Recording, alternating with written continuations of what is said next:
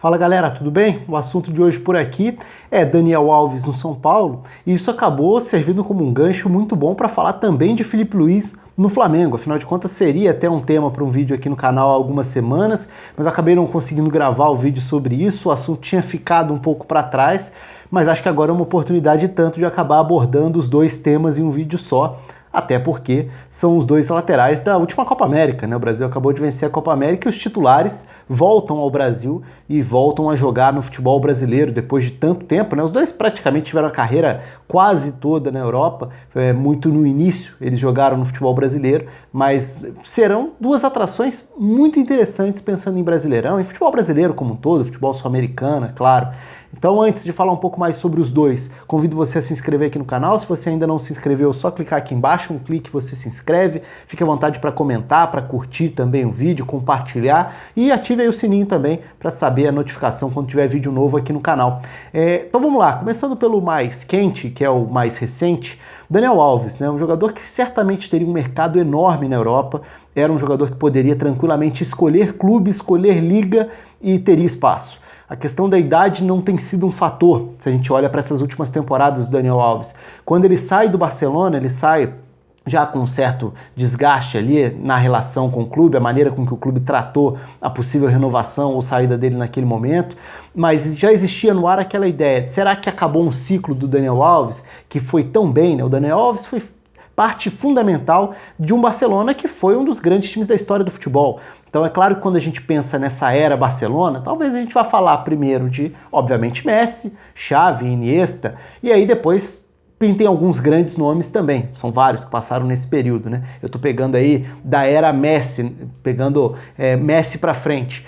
E o Daniel Alves foi um dos principais parceiros da carreira do Messi. A combinação dos dois pelo lado direito, ainda lá no início, o Messi jogava como ponta pela direita, depois tem algumas transformações muito relevantes na carreira, né? Passa a jogar como falso 9, depois volta a fazer o lado do campo, depois passa a jogar atrás do 9, enfim.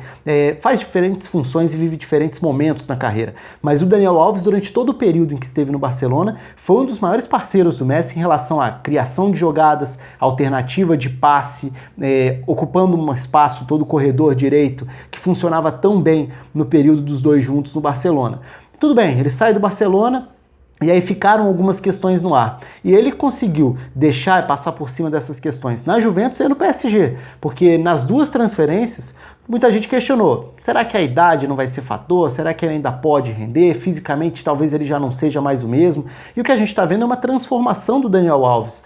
E ele mesmo já falou sobre isso várias vezes. O Daniel Alves, motorzinho da velocidade, passando o tempo inteiro em altíssima velocidade na ponta direita, já não é mais esse o jogador. Mas ele tem uma capacidade técnica e tática muito boa, o que permite que ele seja muitas vezes um armador. Então a gente passou a ver o Daniel Alves, lateral que arma por dentro, o Daniel Alves que pode jogar numa segunda linha de meio campo pela direita, o Daniel Alves que foi meio campista em alguns momentos do PSG na última temporada, e a temporada dele no PSG foi muito boa, né? Ele conseguiu em diferentes funções entregar, mostrar um bom nível de futebol, e na Copa América acabou sendo o melhor jogador da competição, na minha visão. Então foi uma competição importante para ele e foi também o cara, por exemplo, do Brasil e Argentina, talvez a atuação mais marcante dentro da caminhada do Brasil para o título.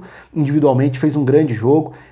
Então é um jogador que tem, na questão da mentalidade, um hábito de ganhar, o que por si só já é fantástico, né? O número de títulos, a quantidade de conquistas na carreira do Daniel Alves, isso é muito relevante. É um jogador que, em diferentes clubes, em diferentes países, se acostumou a vencer.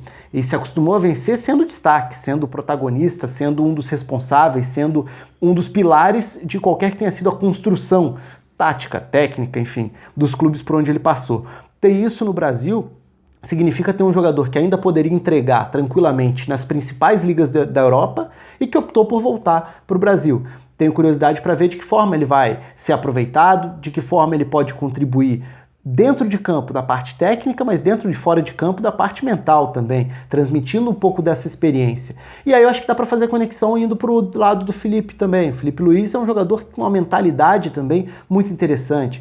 Interessante, de legal de parar para ouvir, com todas as entrevistas dele, tem boas ideias, uma boa forma de falar, de se expressar e tudo mais. E dentro de campo, um lateral que, diferentemente do Daniel Alves, que sempre foi muito valorizado, não por acaso, o Filipe Luís, acho que em boa parte da carreira, foi um jogador bastante subvalorizado. Um jogador que não teve todo o reconhecimento que poderia ter tido, ou que merece ter. E em alguns momentos até ficou um pouco rotulado por uma espécie de lenda, eu vejo como lenda. Então muita gente fala, o Filipe Luís é um lateral defensivo. Eu acho isso uma enorme lenda, porque isso é uma confusão por características.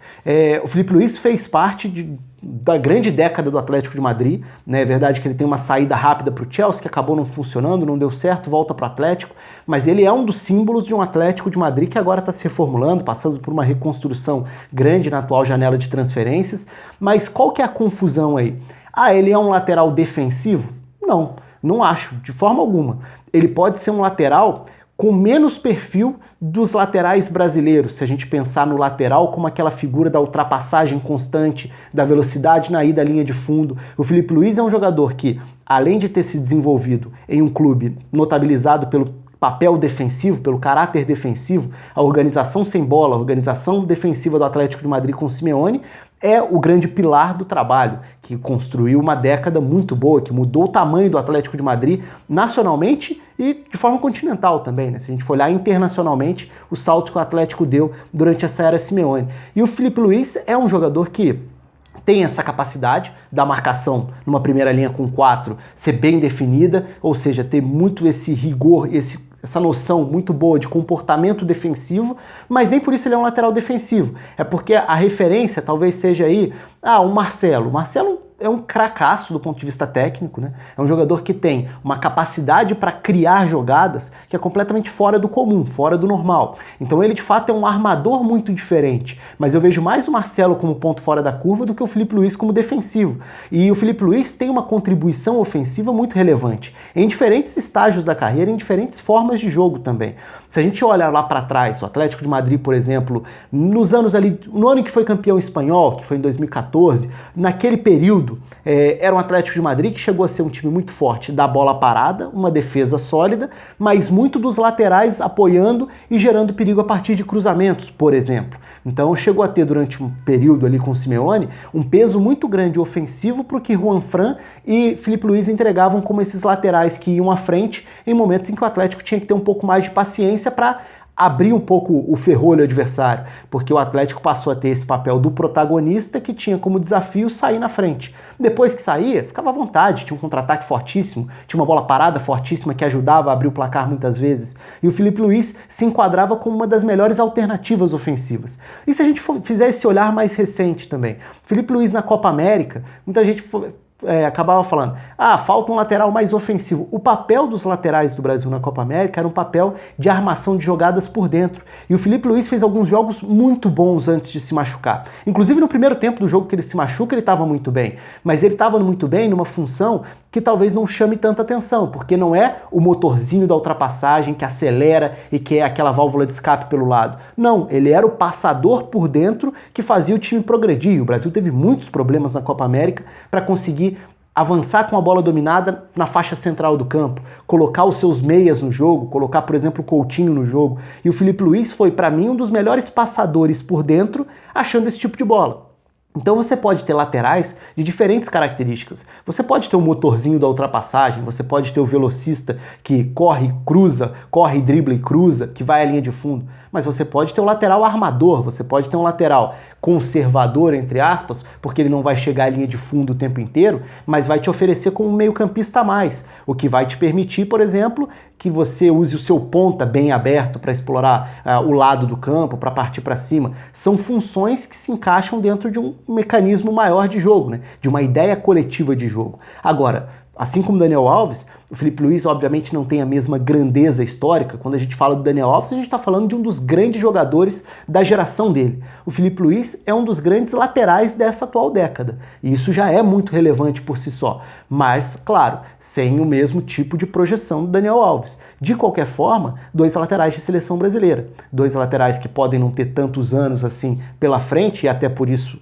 voltam ao Brasil, mas que apresentaram um bom nível agora, não foi há 2, 3 anos. Foi nessa última temporada, ou foi nesse meio de ano com seleção brasileira e tudo. Então são jogadores que podem contribuir bastante dentro do cenário do futebol brasileiro, cada um dentro de um modelo de jogo, cada um dentro de uma ideia diferente, ver como o Filipe Luís vai se encaixar no Flamengo com o Jorge Jesus, o que pode ser bastante interessante se a gente olhar para o encaixe do Rafinha, né, outro jogador de experiência internacional que voltou e tem feito um bom começo. Então ter 2 jogadores desse nível, já aprovados nessa forma de jogo também, se a gente quiser generalizar um pouco para enxergar um pouco mais de ideias europeias num padrão do Jorge Jesus, o Filipe Luís não deve ter muita dificuldade de adaptação por ali. E é um jogador que pode oferecer muito tecnicamente. O Daniel Alves pega um time, um clube, num contexto muito mais complicado, se a gente olhar para essa década do São Paulo.